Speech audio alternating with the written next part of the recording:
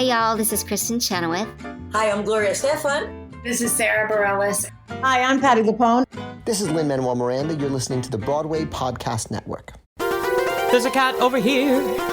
There's a cat over there. And the wrong one died. And the wrong one died.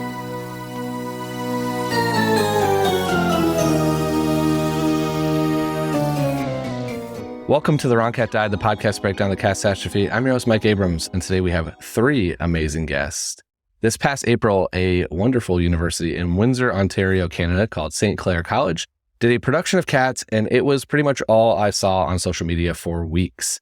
I knew I had to learn more about this production to share with you all. So joining me today is the director, Kristyn Wiklanski, who played Cassandra on the 5th U.S. National Tour in 2006, as well as Tatum Roy and Camryn Winnicky-Lewis, who played Bombalurina and Demeter. So thank you all three for joining me, and I'm excited to learn all about your production today. Yeah, thank you for having us. Thank you.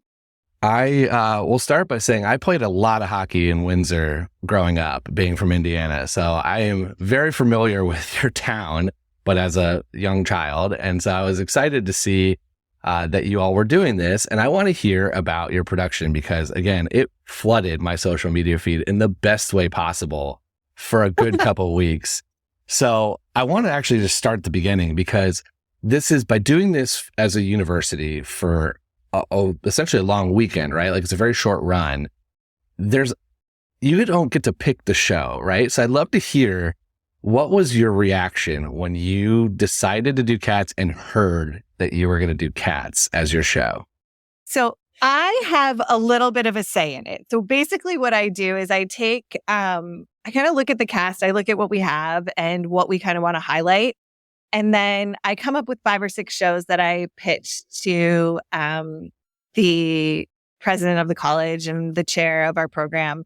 And I kind of say, do you have an opinion here? And we were kind of between Cats and SpongeBob, and the theater company that comes in right after us into the theater, they announced before we did that they're doing SpongeBob, which kind of landed us on Cats. And I was excited about it because I love the show and I know it very, very well.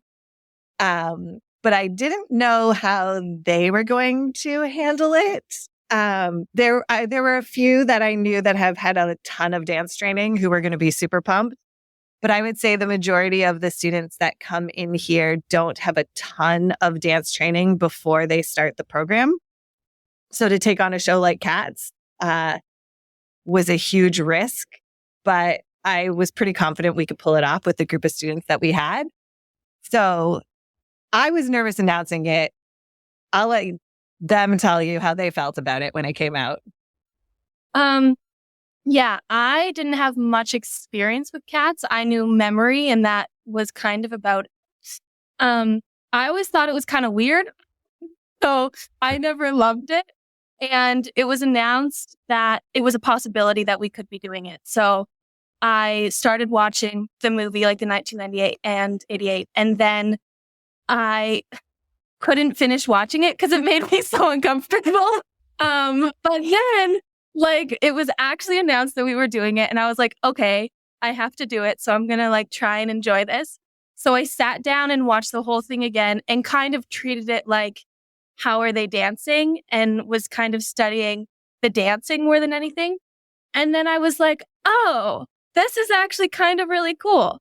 And then through the entire rehearsal process, I actually started to really enjoy it. So I always say I became a cat hater to a cat lover. But yeah, that was my experience. For me, cat hater, did not want to do the show. May have screamed into my pillow when it was announced. But because I didn't really see the appeal in it. I just thought a bunch of horny cats and warmers. That was the vibe I got from the show. But Christmas break rolled around and I finally sat down to watch it. And then I was like, oh, why is this kind of exciting? So, but I couldn't let anyone know about that first. So I had to keep the excitement on the down low for a bit. And then, grew to love it. And it was such a fun experience. So yeah. So neither of you had seen it before. It's just kind of one of those shows that you had kind of, I'll say, hated with, quotation marks, because you didn't know much about it. And it's just got this kind of weird vibe and ambiance around it. So is that it? Or was it more of a what was the hate? Is it just the weirdness and not knowing? Okay. Well, for me, before I came to St. Clair, I was doing a lot of Grotowski cat work. So just the appeal of being a cat was not fun for me. Yeah. But I didn't really see it. So I guess I did not give it much of a chance. Yeah. And for me in musicals, I really appreciate realism and more veering on I can really relate to this as a person. And also when I'm acting too, that, makes it easier to connect with. So for me, Cats is I don't know how I'm supposed to do this. But yeah, obviously that wasn't the experience I had, but going into it, was my mindset. Yeah, that makes sense. I always ask this question because I've yet to hear a really thoughtful, deep reason of hate. It's always just I didn't understand it. I didn't get it. It was kind of weird, but there's never been. So it seems like that's still the thing, but now you have converted into deep Cats fans because of this. Yeah. I love it. I think that's the way we're going to change the opinion in America, is just make more people have to do it. Okay. So let's dive in now to, you start this process, you find out you're doing it, and you get into the rehearsal. You're watching this 1998 movie, which is super weird to watch in a any setting. I watched it on a plane, which was a huge mistake. But I want to hear a little bit about how you got into then the storytelling and the arc of knowing that you have this rehearsal process where you have to learn the dance numbers, you have to learn the singing and the choreography, you have to learn all these different pieces, but also there's the how do you be a cat and how do you portray your story, and the storylines that you two both had with Bon Ballerina and Demeter play off of each other a lot. So I'd love to hear how much story goes into a production that is only going to run for a very short window versus just make sure you're here so you don't kick this person when you do this dance number. What's the balance of that? Okay, listen, once I kind of told them, once they bought into the idea of doing the show, they deep dived into the internet and quickly found the hardcore fans of the musical and would show up to rehearsal, and they would have all of these theories that they had never heard of before. So the amount of work that they put in, one of them came to, Victoria and Misto came to rehearsal one day and they're like, we're brother and sister and Bustopher Jones is our dad. And I said, I did not know that, but let's run with it. So I kind of just let them deep dive into the internet, find which theory and which story they kind of wanted to roll with as far as their individual characters. I know there's some people think that Bomb and Demeter are lovers, and some people think that Bomb and Demeter are best friends. And as a director, I'm going to let them run with whatever they want to run with, because it's going to help them connect a little bit more to their own character and to their own story. But the amount of time they spent on Cats fandom was incredible. It's a deep dive that you can go into on the internet. That's how I ended up here, in the exact same thing. I knew nothing, and I went down the internet rabbit hole. And here we are 160, 70 episodes later, which was not the plan. So, okay. So I've never heard Victoria Mustafli's brother sister with Bust for Dad. So this is fun. What did you all find? What was your story that you drafted up for Bon Ballerina and Demeter? Well, for us, Bomb and Demeter, we kind of figured this out when we watched the film, and we were they're for sure lovers. Just how they look at each other, how they interact with each other. So that we kind of knew that going into it, that was kind of set. And Demeter being the, scared, skittish cat with trauma. And then Bomb is just always there kind of looking after her. I know we did a lot of hanging out and kind of debriefing what we thought the relationship would be, because I know you had Syllabub was your daughter too, right? Yeah, Syllabub, my daughter. It was McCavity that was the dad, and then Mungus Sharptooth the fatherly position. Yeah. Yeah. So that was my storyline. And like for me, like I kind of had it as like Demeter and her were lovers, but like not in like the sense like I cared more, I think, than you did about the relationship. Like you were just too busy with your trauma to like, focus on me. Yeah. Okay. I don't even know where to start. It's so fun because I have asked on social media, I made a meme making a Bomb and Demeter lovers joke, and I got a lot of responses like right away being like, they're sisters, that's gross, and like, just all kinds of stuff. So I threw it out on social media and made a poll, and I got a 50-50 split of like, are they friends or sisters or something else? And it was crazy to me because I still don't know. I don't think they're sisters. It seems like that feels like the answer, but there's a group that is adamant that they are. The lovers versus friends one is very interesting. I mean, part of it is cats are cats, so they're a little all doing whatever they are doing. But I remember, I think, Tatum, was it you that replied to one of the memes I made that even made a comment about that? And I was like, this version of McCavity, it might be interesting if you all are taking that direction. And it was. Yeah. So I want to ask a little bit too about, it sounds like how much of the story then did you give if you kind of let a lot of the relationship piece be up to them and the internet fan theories? There still has to be some, like, this is for sure, this is the through line, this is what we know. But how much of that do you get into? Well, for each character kind of has their own little journey.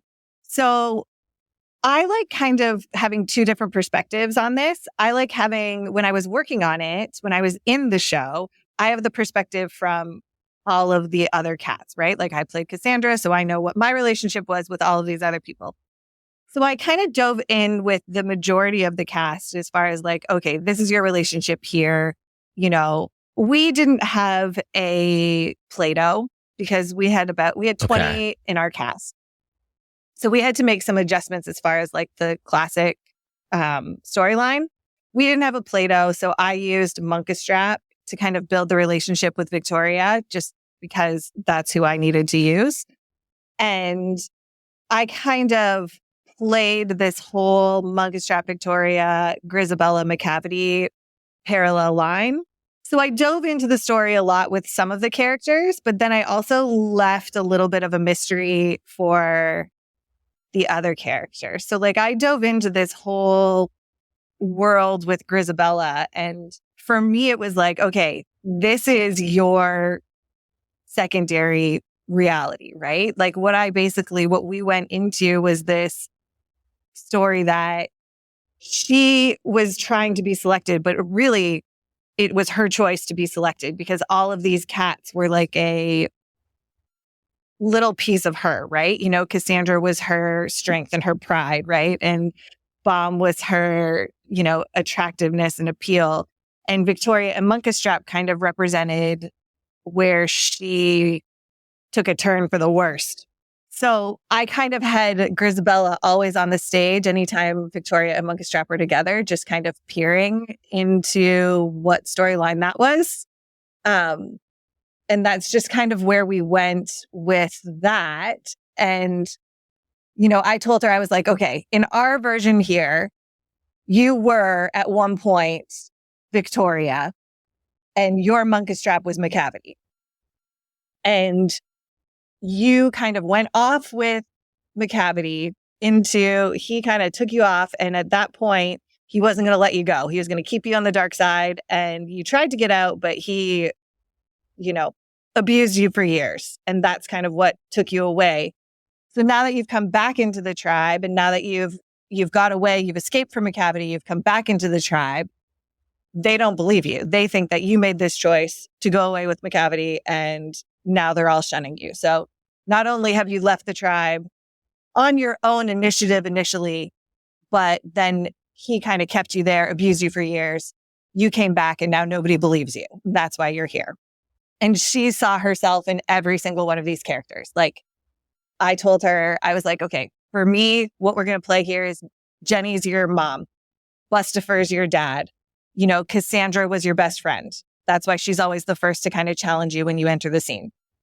Bomb and Demeter kind of represent the scaredness from Macavity, but also the sex appeal from Macavity. Victoria and Munkustrap represent the initial relationship you had with Macavity. That's why she's always peering. That's why when she would sing her songs Memory, I would have her find Victoria at some point. And I had Victoria kind of move all around the stage. So she really had to search for her when she found her and warn her that things could go bad for her, but also kind of reliving the beautiful that once was. So I dove into storyline a lot with Grizabella just because I feel like it's a weird character to try to make sense of. She just kind of appears and sings a song and then she gets picked. But why does she get picked? And I was trying to make sense of that, at least for her and for myself. But so it was really but for all of the characters, it was really a play. I kind of led them through the story, but they also brought their own to it. And I embraced it. And if they said, this is what we're doing, I said, let's roll with it. Let's give that a try. That's amazing. I love a couple of things that you said that I had not thought about. I've never really thought about each cat being a piece of Grizabella and her story, if you angle that. Mostly probably because I view this from the lens of she shouldn't have been picked. So I don't think that much about her, of her storyline. But that's a very interesting way to think about it. So I want to ask on that note, what's Gus's piece to her? So Gus's piece to her, and I told Gus, I said, you are the grandpa. There's two different ways that we can look at it. When Gus is telling the piece, Gus is like the grandpa who has lived the life and is telling the story. So when she views Gus, she is back in her youth, kind of listening to the end of life story, which is really where Grizabella is for me, in this piece. Grizabella's at the end of the life. So she kind of visualizing, looking back on everything that she has done. Has she done enough to be picked? Has she not done enough to be picked? That's kind of where the Gus lies for me. But also she kind of sees what's coming for her if she's not picked.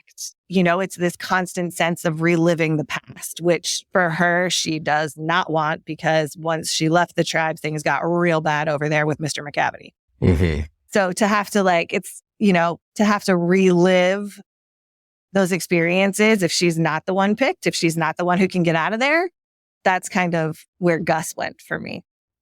But again, only from the Grizabella perspective, right? The cats who are in the show have a completely different perspective of Grizabella, right? Everybody thinks Gus should be picked. Gus is the cutest. Gus is the best. Gus is great. So from the cat's perspective, Gus is the person, but just kind of where I went with trying to make sense of the story, which again, the audience has no idea what we're doing. They're just like our MD, John, who just said so many times to me, he's like, Kristyn, it's just about cats. And I was like, not John, it's about so much more. He's like, just a bunch of songs about cats. I was like, we'll agree to disagree, John. Yeah. The one thing I have learned over the years is that there are a lot of people that don't know it's just cats about cats and songs about cats. And there are a lot of people that know way more than the four of us do, that know every inch of this musical. And so there's probably somebody in that audience that has an opinion on some of the relationships you're playing. So Camryn, Tatum, I want to hear from you two. As you heard the story that you were given, but you did your deep dive of the internet lore. So I want to hear, what did you necessarily, first of all, what did you read that you were like, wow, I would have never thought that, just kind of opened your eyes, that's a relationship I just didn't think of. And then also, what did you all add where you were like, hey, the internet might have missed here. We're going to put this story together. We had come up with the whole Syllabub being my, daughter from Macavity, that whole storyline, because Brooklyn, who played Syllabub, had come to me and was like, I read this on Wiki Fandom. And I was like, oh, that's kind of fun. So everything for me kind of built off of that. My own personal storyline and journeys throughout the show because all of the cats are there and they want to be picked, right? They're all the Delica Ball and they want to be picked, and that's a whole thing. So at the beginning of the show, that was kind of my mindset for Demeter, was like, I want to be picked. I want to, get out of this trauma. Because in my mind, this is my first Delica Ball back from leaving the cavity. And then every time Syllabub would sing, the memory reprise, that would kind of be the one thing that I would cling on for hope that was there. And then the last, like the actual memory, the last time Syllabub sang her little section, I was like, oh, I'm meant to stay here. So then when Grisabella went to the Heaviside layer, it made sense to me. And me as my character, I was like, I'm happy for her. And I wanted to say, because Syllabub was there and she was kind of like my life. So I don't know. That's kind of something that I personally rolled with. I love it. To me, anything that's new, because I don't think there's a right or wrong on this. Like, there's some people that will say that we'll hear this and we'll be like, well, there's no way. But there's not written story. A lot of it's lore. And so I love anytime you're putting it together, because it allows you to make those moments on stage more authentic and more real, which I think has to happen since it's supposed to be a family. So I think it's cool to hear these different relationships that maybe hadn't been spoken before, maybe has only been done in certain things. So it's cool. Maybe I also hope that maybe you're influencing the next cast that does this, of like, all right, we're going to make Syllabub's Demeter's daughter and McCavity's the dad, and we're going to run with that now. Yeah. Well, even things like Brooklyn came in and she was like, I am Demeter's daughter. I was like, cool, let's put you in the same color unitard. So, like we just kind of rolled with what the relationships they built. So, and then we costumed them accordingly. Yeah. Tatum, what about you? Well, for me, I did a lot of like deep diving, but I couldn't find like a lot for Bomb. Like, I know like she didn't really have like much of a family tree, like at least from what I saw. So I kind of like interpreted it for her that like she was just kind of like this like cool, like fun aunt type energy. Especially with like Syllabub. Like I think like while like Demeter was like off with her little like trauma moments, like I would probably like take care of Syllabub. And I like also tried to just kind of see like more like for me, like just who I was on stage with a lot and like kind of who I interacted with. And like I also like had some moments with like Rum Tum and Monkastrap. So it was like kind of like just seeing like, I didn't think that she had a very strong like relationship aside from like Demeter, but like everyone else, like it was just more of like here for like a good time, not a long time, and just kind of like having fun with things. And I think that is also why for me, like with wanting her to be the Jellicle choice, was that like I think that she was just tired of being like everyone's like second choice, and she just wanted to be someone's first choice for once, like because Rum Tum and Mistopheles and like Demeter's still dealing with like McCavity, and like she didn't really have anyone that like picked her. So like that was kind of like the vibe I had going in with how I wanted to portray her. I love it. Well, we can make the case at the end here for why she should be the choice. I want to hear, Chris, I wanted to go back a little bit just because before we get to TikTok, and we're going to talk about TikTok and social media here in a second, but I want to hear a little bit about your experience on the 5th tour, getting to do Cassandra throughout the United States, kind of going on tour, and just the difference of like being able to take that experience of doing it as a performer to bring to then directing it at a university. So tell me a little bit about what your experience was like on tour as Cassandra. I really relate with Cassandra because I pretty much am Cassandra in real life, especially on tour. I wasn't really one to go hang out at like the hotel bar after we got home. I just kind of did my own thing. I, passed people in the hallway. Hey, how you doing? And that's just kind of how I am. I'm a pretty big introvert. I would think within life, just I enjoy my alone time, much like Cassandra does. So it really transferred. I loved playing her so much that when I had the opportunity to go back and direct the show, that she's so much in my body that I would just kind of take over while I was teaching choreography and stuff like that. And I am not the same age I was back then. And I may have broke a few muscles because I just, you can't not go for it, but your body also doesn't move the same way it used to. So my audition story is kind of wild for Cats. Everybody always told me my whole life, they're like, you are great for the show. You should do the show. And I was like, I don't really know. Like, cool. Maybe if it happens, it happens. And I had an audition the day before and I pushed too hard and I just wasn't in the zone and I couldn't pick up the choreography. And I was so mad that I really wanted it. And I was so mad when I got cut. So I kind of showed up to the Cats audition the next day, like a little jaded and pissed off and angry, which kind of led into the whole Cassandra vibe. Super great. So I just went to town on that audition and let all my frustrations from the day before out. And they called me like the next day and they're like, so you're Cassandra. And I said, that checks out. Absolutely it does. Yeah. Based on, my experience, I said to them when we picked Cats, I said, it is a weird show to watch, but it is the most fun show I have ever done in my entire career, just because of the so many different ways you can take it, right?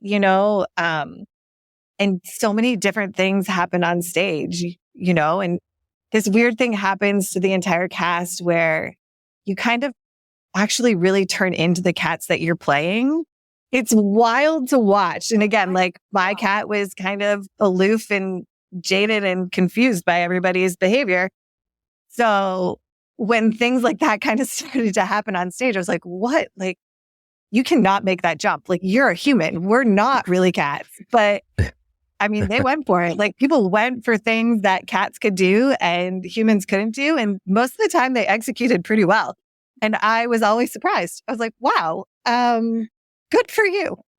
If I could go back 20 years again and pick a show to do again, it would be the show in a heartbeat. So getting to kind of relive it from another perspective was phenomenal. And directing the show was a completely wild, different experience. Because when I was on tour, I was very self-involved and only cared about what I was doing as per my character. And I got to deep dive into like the other characters that were in the show. And I kind of got to see like, okay, like, wow, there are other cats on the stage besides me. And, so I got to explore Grisabella's path and I got to kind of spend some time with Victoria, which if I were doing it, I'm considerably too tall to ever play a kitten or to play Victoria. So to kind of get to spend some time in those other characters was really fun. Like I really enjoyed the two kind of separate perspectives that I had working on the show. One thing you said that I completely agree with and I hear a lot is that the freedom while still following kind of the path of the story and, you hit your marks and the dance doesn't change. But there's a lot of like every night can be different. And so when you're on a tour where you're sometimes 3 cities in 1 week and it can feel like a grind, it does give a little bit of that ability that I don't know if you get in every other show where it's like you have to hit this mark exactly at this time and it's exactly this. And, there's a character. And also since they're cats, you can have a little bit more of interpretation. I also did, you mentioned that you dove into some of your experience during this rehearsal process. And I will say some of those videos, made the internet. I don't know if you're aware of that. I am aware of that. We're going to take a quick break and then we'll be back for more of The Wrong Cat Died. I want to talk about the social media side of things because one thing that has been an unexpected surprise for me of this show is I know about the official big productions happening, and I don't usually know about a regional theater doing it or a college production or any of these that pop up until all of a sudden I have like 15 new followers and they're all like commenting. And then all of a sudden it's my entire For You page on TikTok and everything else. And I love it every time because it's so fun to see. One is usually it's seeing people that were Cats haters turn Cats lovers. There's usually that like transition, but also there's the journey of figuring out your story and character. And for me, having 100+ episodes of people you can go dig into, it's kind of, I'd never thought about that as a way that's like almost a research tool for you all. to be able to go and look and see, hey, here's what this person who did it in 1987 said about the show and their character. So I want to hear about how much thought goes into your social media when you're doing this, when you have this opportunity that's super unique and very visual, versus how much is just like, we're here, we're filming, we're just going to film everything and throw it on the internet. I mean, they filmed everything and they threw it on the internet. Yeah. You know, like everything. No, I think my first TikTok I made was like, I think it was like the end of January or February. And we had like this, like, just like this program party. And there's like 10 of us left. And we made like a drunk, like cats TikTok where we like just like did like opening Angelical. Cause like at the time that was, I think, all we had blocked. So we had done that.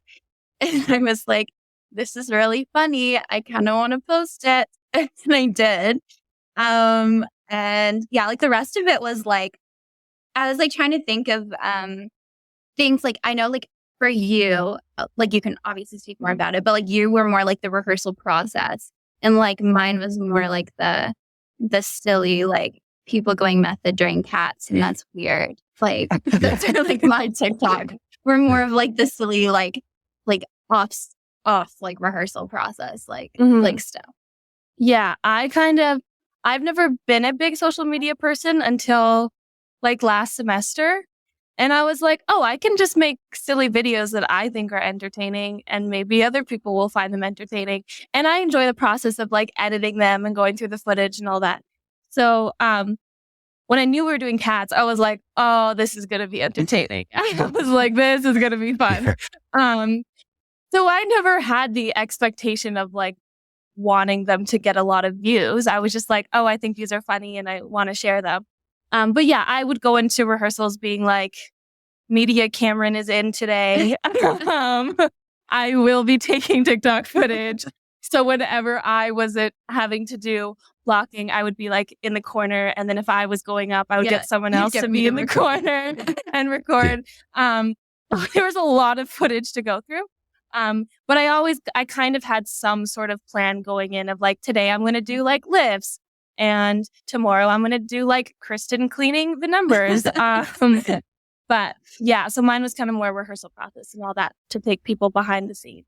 Yeah. People love cats on the internet. It's shocking. And I'm going to out Tatum here, but, when we first started this rehearsal process, they said to me, they're like, Kristyn, are there any videos of you doing cats? And I was like, no, you guys, like this was in 2006. Like there's still flip phones. Like nobody had a camera on their phone. Somebody would have had to smuggle like a camcorder into the theater and record the entire show without getting caught by like an usher and then transpose that so it would be digital. Well, sure enough, I was like, it doesn't exist. It's not out there. Don't look for it. So Tatum over here spent one night deep diving into the internet and found a full bootleg copy of the 2006 Cats tour. And I got a message the next day saying, I found it. And now we're having a watch party. And I thought, oh, great. Here we go. Wasn't that hard. It really wasn't that hard. It was that hard. No, it was. Yes, it was. She's very good at stalking. It was hard. So if anybody wants to see that 2006 tour, it's out there on the internet. Yeah. Well, we can link it here in the episode description here so we can have that video. It might hopefully it doesn't get taken down if I do that. Right. But it's I mean, they're most of them are there. I have been able to find at least maybe not a full production, but a number or two from almost anything. It's like the depths of YouTube is deep. But it is true that it's like it wasn't a flip phone. Like it's not like now where everyone's got some camera in their pocket and they can try to sneak their way in. And in some cases, I don't know how much the theaters care. I know they do, and you want to like have that, but it seems like performers really like it because it's like cool to see those moments. But I love that you found it. I love that you dug deep and that you were like, all right, we're going to show. And the watch party, I mean, that's amazing. I enjoyed the entire thing for me with the social media is it's such a visual show that it gives you an incredibly visual opportunity to display on social media, and also very different from what you're normally posting.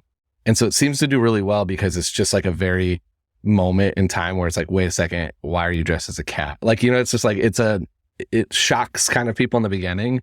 And it's also really a lot of transition opportunity, and then figuring out how to do the makeup and how to do all the different pieces. And I don't know how much felinity you all did, but how to learn how to move like a cat and all that stuff that comes with it is just built for current social media, where our attention spans are very short and you can have a very quick visual burst of like, wow, saw that. And then you flip to the next video.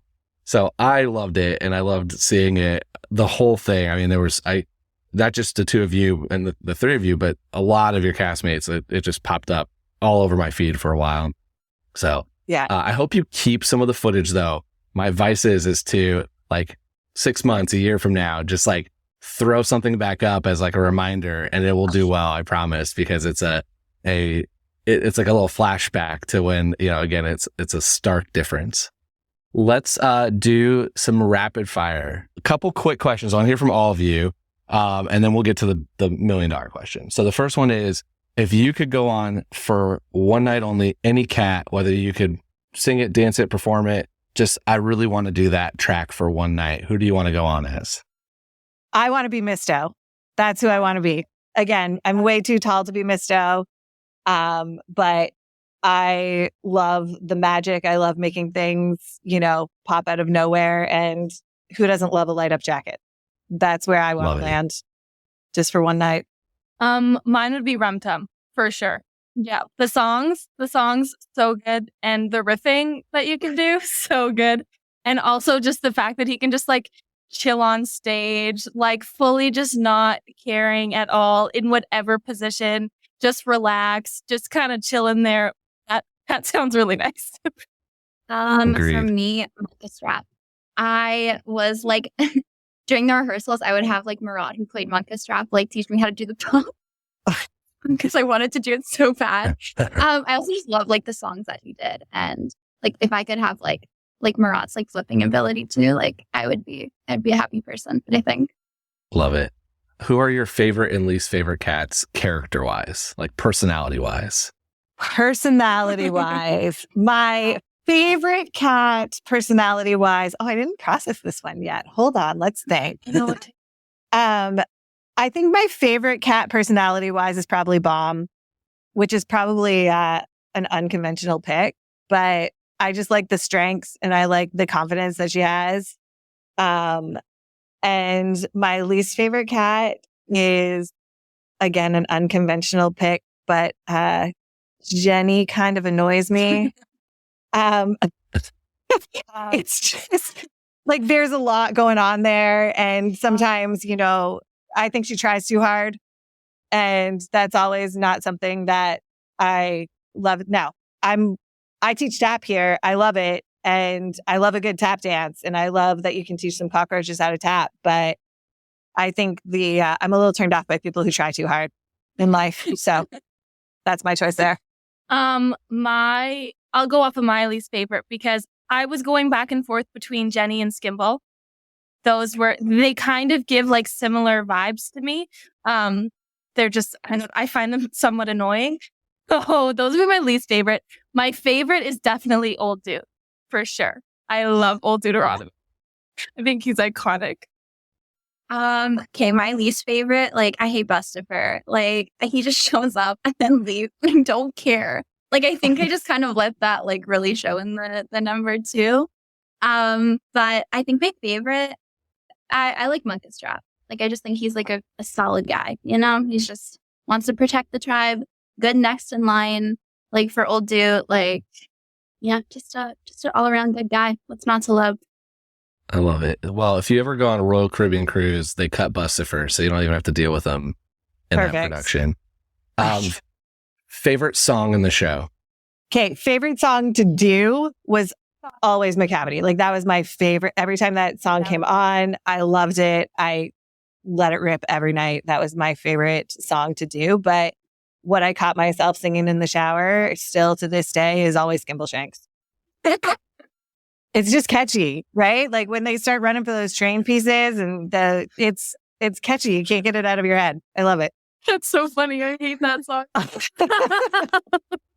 I would say that my favorite, like I also love McCavity and I love that style and singing that style. But oddly, Addressing of Cats became my favorite song, which is super weird for everyone. I don't know why, just the harmonies and I think the stillness of it too, after like all the chaos.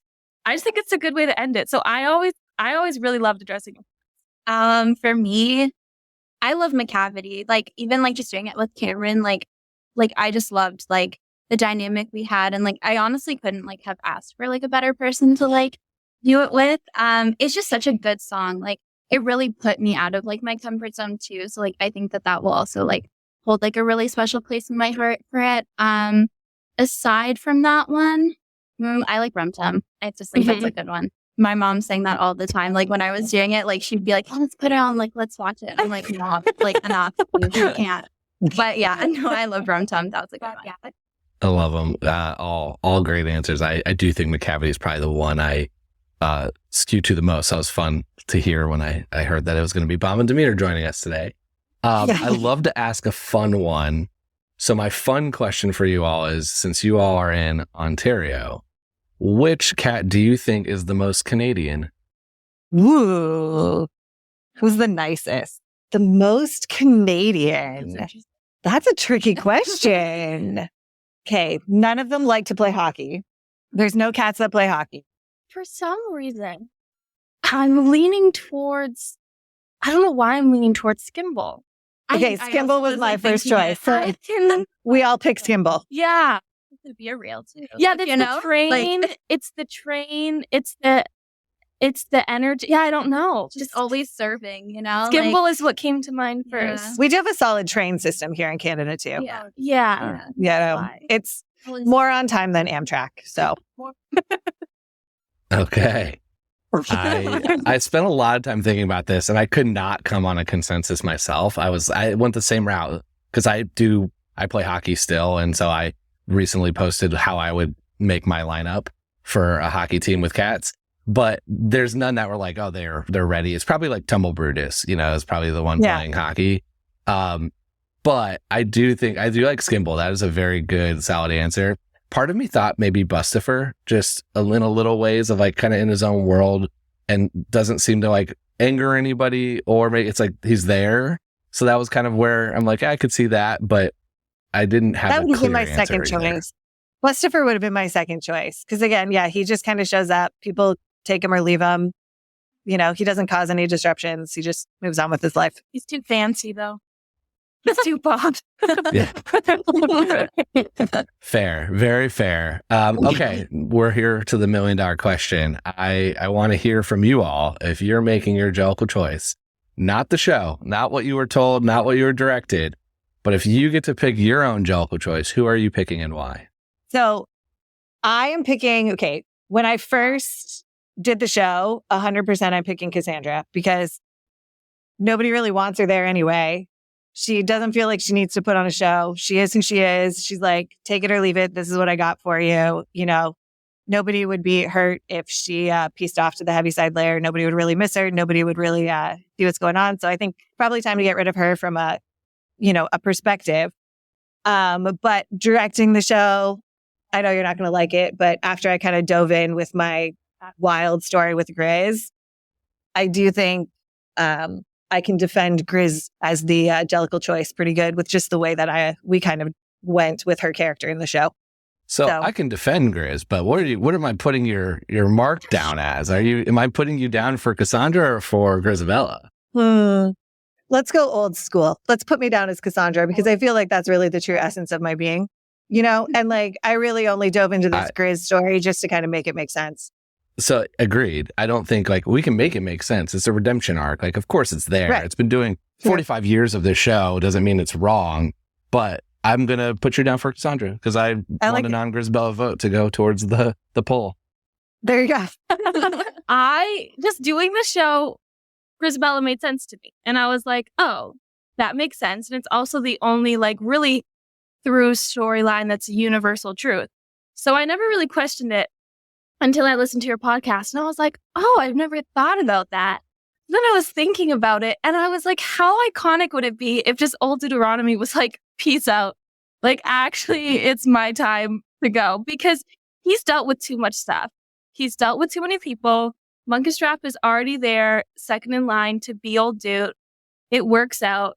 I think that'd be a pretty iconic ending if he just chose himself to go to the heavy side layer. Real power move. Kind of like Yoda going. He's got to go. He's got to go sometime.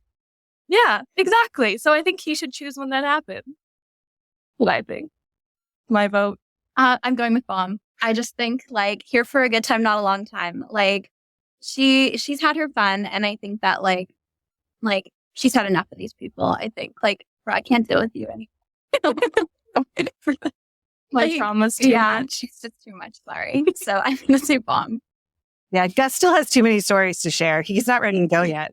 No follow-up questions now that I have 3 non-Grisabella votes. So there you go. I will accept this as a win, and we will call it a day. How can people stay in touch with you on social media and track back to all the fun stuff you posted and see everything that you're going to do in your future?